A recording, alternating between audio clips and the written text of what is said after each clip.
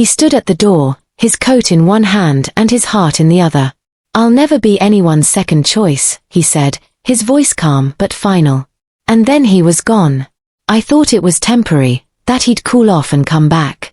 But I was wrong. Weeks passed, and when I saw him again, he wasn't just happier, he was with her. Younger. Beautiful. And suddenly, I wasn't sure who had really lost. For years, I thought I had it all figured out. A stable job, a decent apartment, and him, Ethan. He wasn't the kind of guy that turned heads or made hearts race, but he was steady, reliable. The kind of man you could depend on. Or at least that's how I saw him. We met at a mutual friend's birthday party. He wasn't flashy or loud, but there was something about the way he listened, really listened, that made me feel safe. After years of dating men who played games, Ethan felt like a breath of fresh air. Someone who wouldn't hurt me. Someone who wouldn't leave. And maybe that's where it all started, why I took him for granted. I wasn't head over heels for him, not like I had been with others before. But I convinced myself that love didn't have to be passionate. It could be practical. Safe. And Ethan was safe. At least, until that night. We had fought before, plenty of times, but this one felt different. I can't even remember what set it off, something about dinner plans or the way he was always asking about the future. It felt like he was pushing me for answers I didn't have. I was tired. Frustrated. And in the heat of the moment, I said it. "You're just my backup plan." The second the words left my mouth, I wanted to pull them back. But it was too late. Ethan froze, and I'll never forget the look on his face, like I'd hit him and he didn't know whether to defend himself or walk away. In the end, he chose the latter. He didn't slam the door or yell. He just grabbed his coat, looked me dead in the eye, and said, "I'll never be anyone's second choice."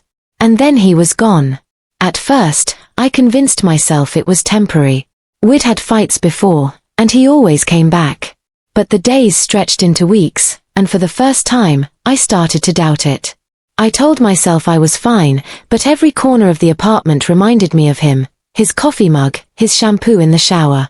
And no matter how hard I tried, I couldn't shake the sinking feeling that I had just thrown away the best thing I ever had. The first week without Ethan was strangely quiet. I kept expecting the sound of his keys in the door, the hum of his voice asking about my day, or the soft clink of his coffee mug as he set it down on the counter. But none of that came. I told myself I didn't care. I was fine. I threw myself into work, filled my schedule with meetings, and made sure I was too busy to think about him. But the silence at night was unbearable.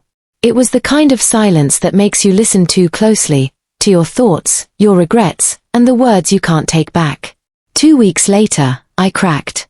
I sent him a text. "Can we talk?" No response. I told myself he was probably busy, but hours turned into days, and the only thing I got from him was silence. That's when the guilt started eating away at me. I replayed that night over and over in my head, what I said, the way he looked at me, and the moment he left. I told myself I didn't mean it, but the truth was, part of me did. I had treated him like a placeholder, someone who was always there because I thought he always would be. But then I saw him. I wasn't looking for him, not intentionally, anyway. I was meeting a friend for coffee when I spotted him through the window of a cafe. At first, it felt like my heart stopped. He was sitting by the window, leaning in close to a woman I didn't recognize. She was young, early 20s, maybe, and beautiful in a way that made me feel instantly self-conscious. Long hair, flawless skin, and that kind of effortless elegance I had never quite managed. I told myself it wasn't what it looked like. Maybe it was a coworker, or a friend, or, no. I knew better. I saw the way she smiled at him, the way her hand lingered on his arm. And worst of all, I saw the way he looked at her, like she was the only person in the room. I barely made it through the rest of the coffee date, and when I got home, I fell apart. I checked his social media, something I hadn't done in months. And there it was, a picture of the two of them at the park, smiling, looking so natural it made me sick. "Finding peace," the caption read. Peace. That's what he'd found without me. I told myself it didn't matter. I had moved on, too, or at least I was trying to. But the more I tried to ignore it, the worse it got. Every time I closed my eyes, I saw them together. Every time I looked at my phone, I fought the urge to message him again. And then came the paranoia. I started imagining things. What if she had been there all along? What if she was the reason he left so easily? What if everything I thought we had was just an illusion? I needed answers. I found myself scrolling through her profile, pictures of her at the beach, at parties, dressed in designer clothes I could never afford. I hated her. I hated how perfect she looked, how happy she seemed, how she fit into his life so easily. But then I saw something strange. A comment on one of her posts, "Be careful, sweetie. You deserve better." It didn't make sense at first.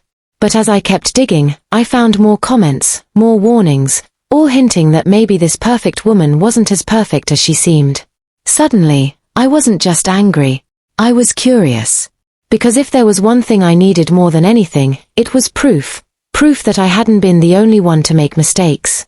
Proof that maybe, just maybe, I wasn't the only one who had lost something worth keeping. I couldn't stop thinking about her. About him. About the way they looked together, effortless, like they'd always belonged. The comments I found on her posts played over and over in my mind. "Be careful, sweetie. You deserve better." They felt out of place, like warnings disguised as well-meaning advice. And I couldn't let it go. I kept digging, scrolling through her photos, reading the captions, and piecing together fragments of her life. The more I saw, the more cracks I noticed in her picture-perfect image. The expensive trips, the designer bags, the captions about moving on and new beginnings. It all screamed one thing: someone else had been there before me. Then I found it, a picture buried deep in her feed.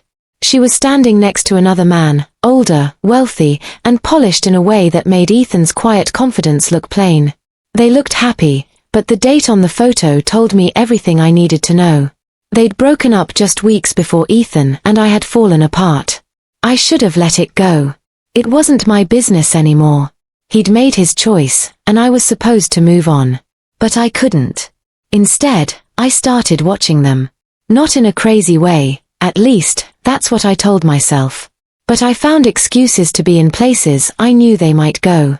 The coffee shop near his apartment. The park where he used to take his dog. Even the art gallery where I'd first seen them together. And every time I saw them, it felt like a knife twisting deeper into my chest. She was perfect. Or at least she looked perfect. She laughed easily, touched his arm without hesitation, and leaned into him like she already knew she belonged. But then I started noticing the little things. The way her eyes darted around the room when she thought no one was watching. The tightness in her smile when he wasn't looking. The way she clung to him, like she needed him more than he needed her. It didn't make sense at first. But then it hit me, she wasn't perfect. She was desperate. And suddenly, I saw myself in her. I remembered how I used to hold Ethan's hand just a little too tight, how I panicked when he didn't text back right away, how I'd convinced myself that being with him, even if it wasn't perfect, was better than being alone. She wasn't with him because she loved him. She was with him because she needed him. And I hated her for it. But I also hated myself more. Because no matter how hard I tried, I couldn't stop caring. I couldn't stop wondering if he'd ever look at me the way he looked at her. If he'd ever forgive me. And then it happened. I saw them again, this time at a charity gala. She was on his arm, glowing in a red dress that made her look like she belonged in a magazine. He was polished and confident in a tailored suit that made him look like someone I didn't recognize. They moved through the crowd effortlessly, smiling, laughing, drawing attention without even trying. But then I saw it, just a flicker. The way his eyes scanned the room like he was looking for someone. The way his smile slipped for just a moment when he thought no one was watching. And I wondered, was he happy? Or was he pretending, just like I was? I couldn't stop myself. I approached them, my heart pounding so hard I thought it might explode. "Ethan," I said, my voice steadier than I felt. He turned, and for a moment, the mask slipped. I saw the flicker of surprise, maybe even something softer, before he covered it up with that polite smile I'd grown to hate. "Hey," he said. "You look good." I swallowed hard. So do you. The woman, Victoria, shifted closer to him, her smile tight as she extended a hand. You must be the ex. Her voice was sweet, but there was something sharp beneath it. And you must be the rebound, I shot back before I could stop myself. Her smile faltered, and Ethan cleared his throat. Let's not do this here. Do what? I asked, my voice low. Pretend like this is normal. Like you just woke up one day and decided to move on without looking back. Victoria's eyes narrowed, but Ethan cut her off before she could respond. Emily, don't, he said, his voice soft but firm. For a moment, it felt like the whole room had gone silent. I wanted to scream, to cry, to tell him everything I'd been holding back. But instead, I just smiled, a hollow, empty smile that didn't reach my eyes. Congratulations, I said, forcing the words out. You two look perfect together. And then I walked away, leaving him standing there, looking like he wasn't sure whether to follow me or let me go. I left the gala with my heart pounding and my mind racing. I should have felt powerful, like I'd reclaimed my dignity by walking away with my head held high. Instead, I felt hollow, like I'd just lost something all over again, something I'd never be able to get back. But I couldn't let it go. The next morning, I woke up with a knot in my stomach and a need for answers.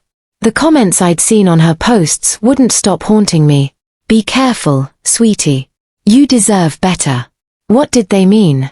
I pulled out my phone and went back to her profile.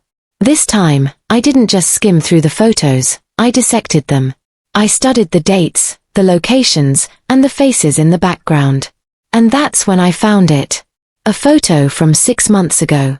Victoria was at a luxury resort, her arm wrapped around an older man, tall, graying at the temples, and unmistakably wealthy. The caption read, New Beginnings. Sometimes letting go is the best gift you can give yourself. The comments were full of heart emojis and praise, but one in particular caught my eye. So happy you're finally free of him. You deserve someone who treats you right. I clicked on the commenter's profile. More photos. More captions. And a story that started to form. Victoria hadn't just left this man. She'd used him. Expensive dinners, jewelry, vacations, it was all there in her feed. And then, suddenly, it wasn't. She'd moved on, erasing him like he'd never existed. My stomach churned. Was Ethan just her next mark? I hated myself for caring, but I couldn't stop. Later that week, I saw them again, this time at a coffee shop. They were sitting in the corner, laughing like nothing in the world could touch them. But then I saw it, Victoria's eyes darting to his phone when he wasn't looking. The way she leaned in just a little too much when she spoke. I wasn't imagining it. I wanted to warn him. I wanted to tell him everything I'd found, to shake him and make him see the truth. But I couldn't. Not yet. Instead, I wrote him a letter. I poured everything into it. The apology I'd never been able to say, the regret I carried every single day, and the truth about Victoria. I didn't frame it as an accusation. I framed it as a choice. I know I hurt you, I wrote. And I'll regret it for the rest of my life. But you deserve to know the truth about her. What you do with it is up to you. I slipped the letter into an envelope and left it at his doorstep. Days passed without a word. I told myself it didn't matter. I'd done what I could. It was his decision now. But the silence killed me. Then, one night, my phone buzzed. A message from Ethan. Thank you for your honesty. I'll figure this out. Take care of yourself. That was it. No anger. No questions. Just an acknowledgement. I should have felt relief, but all I felt was emptiness. 2 weeks later, I heard through a mutual friend that Ethan and Victoria had broken up. I didn't know the details, but I didn't need to. I told myself it was for the best, that he deserved better. But deep down, I wondered if he'd ever think about me the way I still thought about him. One evening, I found myself at the park where we used to go on weekends. I sat on a bench and watched the world move around me, the air crisp and quiet. And for the first time in months, I let myself cry, not just for him, but for the version of myself that had let him slip away. I had loved him. Maybe not in the fairy tale way I thought love was supposed to feel, but in the quiet, steady way that sneaks up on you when you're not looking. And I'd lost him. Maybe it was karma. Or maybe it was just life teaching me the hardest lesson of all, that love isn't about finding someone to fill the gaps in your life. It's about choosing someone every single day and never taking them for granted. When I finally stood up to leave, I felt lighter, like I'd finally let go of something I'd been holding onto for too long. Ethan wasn't coming back. And for the first time, I was okay with that. The days that followed felt like I was relearning how to breathe. Ethan was gone, not just physically, but emotionally. I had finally accepted that. But accepting it didn't mean it didn't hurt. I thought the hardest part would be letting him go, but it wasn't. The hardest part was facing the pieces of myself I'd been too afraid to confront. The insecurities, the fear of being alone, the way I had treated him like a safety net instead of someone I truly valued, all of it hit me like a storm I couldn't outrun. I avoided the places we used to go, the playlists we used to listen to, and even the mutual friends who might bring up his name. But it didn't matter. Memories of him lingered everywhere, hidden in the scent of his shampoo still faintly clinging to the bathroom, in the drawer he used to keep his spare keys, and in the mug he always used that I hadn't been able to throw away. And then there was Victoria. I didn't check his social media again after he ended things with her. Part of me wanted to, but I knew it wouldn't change anything. She was just another reminder that I had pushed him away, and someone else had been there to pick up the pieces, if only temporarily. But what haunted me most was how easily he'd walked away. No dramatic scenes. No desperate pleas to fix things. Just a quiet acceptance, like he'd already grieved the relationship long before I even realized it was breaking. And maybe that's what hurt the most. Because while I spent months hoping he'd come back, he had already moved on, not just to someone else, but to a life where I no longer had a place. It took time to stop looking for him everywhere. I started small. I rearranged the apartment, swapping out furniture and repainting the walls. I bought new dishes, new sheets, and even new towels, anything to erase the traces of him that still lingered. I threw myself into work, taking on extra clients and late nights to avoid coming home to an empty space. And for a while, it worked. But the cracks started to show. There were nights when the loneliness felt unbearable, when I reached for my phone only to remind myself there was no one to call. There were mornings when I woke up expecting to find him in the kitchen, only to be met with silence. And then there were the moments when guilt crept in, the late-night flashes of regret, the sharp sting of knowing that I had been the one to destroy something I could never rebuild. It wasn't just Ethan I had lost. I'd lost the version of myself that felt secure, that believed in love, and that trusted she was enough. But somewhere along the way, the ache started to fade. It didn't happen all at once. It was gradual, a little less pain each day, a little more clarity about what had gone wrong and why. I stopped blaming him for leaving. And I stopped blaming myself for not being perfect. I started focusing on the things I could control, my health, my friendships, and my future.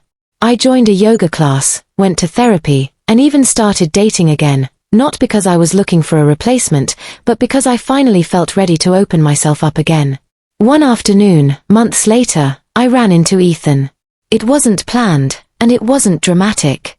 He was at the farmer's market, carrying a bag of groceries, and I almost didn't recognize him at first. He looked happy. Not the kind of happy that flaunts itself, but the quiet, steady kind of happy that doesn't need to be proved. We made eye contact, and for a moment, I thought about walking away. But then he smiled, a small, genuine smile that didn't carry the weight of everything we'd been through. And so I smiled back. We didn't speak, but in that moment, I felt something shift. It wasn't closure, not exactly. It was something softer, an acknowledgement that we had both survived the wreckage and come out on the other side. That night, I sat on my balcony and thought about how far I'd come. I wasn't the same woman who had called him a backup plan. I wasn't the same woman who had let fear keep her from appreciating what she had. And maybe that's what it took, losing him to finally find myself. Healing didn't happen overnight. It wasn't a dramatic moment of clarity or a sudden realization that everything would be okay. It was slow, painfully slow, like learning to walk again after being broken. But somewhere along the way, I stopped looking back and started looking forward. I no longer checked Ethan's social media or scrolled through old pictures, torturing myself with what could have been. I stopped replaying the night I called him my backup plan and let the words lose their grip on me. For the first time in a long time, I started living for myself. I joined book clubs, took cooking classes, and filled my weekends with things I had always wanted to do but never made time for. I traveled, reconnected with old friends, and even started painting again, a hobby I hadn't touched in years. And the strangest thing, I stopped feeling like I needed someone to complete me. I learned how to enjoy my own company, to sit in the quiet without feeling lonely, to make decisions without needing validation, and to celebrate my own victories, no matter how small. But the most important thing I learned, love isn't about safety. It's not about finding someone to fill the gaps or keep you from being alone. Love is about choosing someone every single day because you want to, not because you need to. I had treated Ethan like a safety net, someone who was there because he felt comfortable and familiar. And in doing so, I had robbed myself, and him, of the chance to have something real. I didn't get a second chance with Ethan. And maybe that's exactly how it was supposed to be. Because losing him forced me to face the parts of myself I had ignored for too long. The insecurities, the fear of being vulnerable, and the habit of keeping people at arm's length to protect myself from getting hurt. And as much as it hurt to lose him, I'm grateful. Grateful that he showed me what it felt like to be cared for. Grateful that he walked away when I didn't have the courage to let him go. And grateful that his absence forced me to learn how to stand on my own.